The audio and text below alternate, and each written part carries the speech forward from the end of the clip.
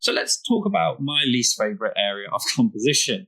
That is the rule of thirds. Now, the reason I don't really like the rule of thirds is because people describe it as a rule. It's not. It's just a technique that that works because of a number of fundamental principles that it just so happen align when you use this technique. And then my issue with it is lots of other photographers like to say to certain photographers that image isn't working as a composition because it doesn't use the rule of thirds. It's not really true. It's not really how composition works.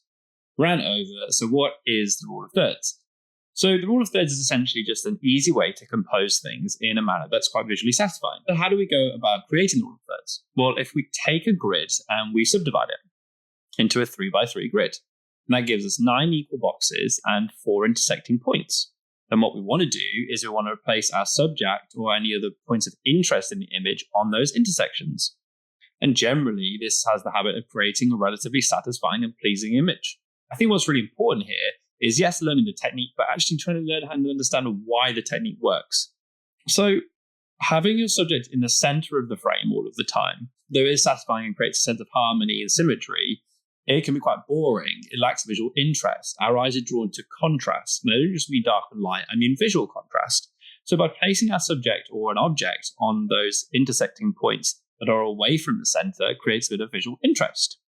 Another reason why the rule of thirds works is that it mimics roughly how our eyes perceive things.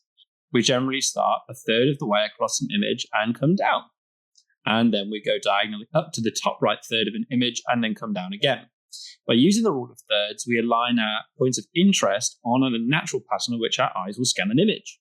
The next reason why the rule of thirds works is generally it creates balance. If we place one point of interest on the intersections on the left and another point of interest on the intersections of right, generally that's going to create a decent amount of balance, visual balance in the imagery, which is more satisfying to our eye.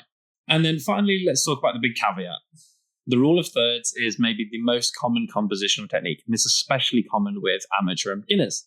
And a lot of the rule of thirds imagery has the habit of looking like that. It looks very vanilla. It looks like the imagery of an amateur or a beginner. And that's why I'm going to try and teach you a few deeper principles about composition, how you can expand your own work.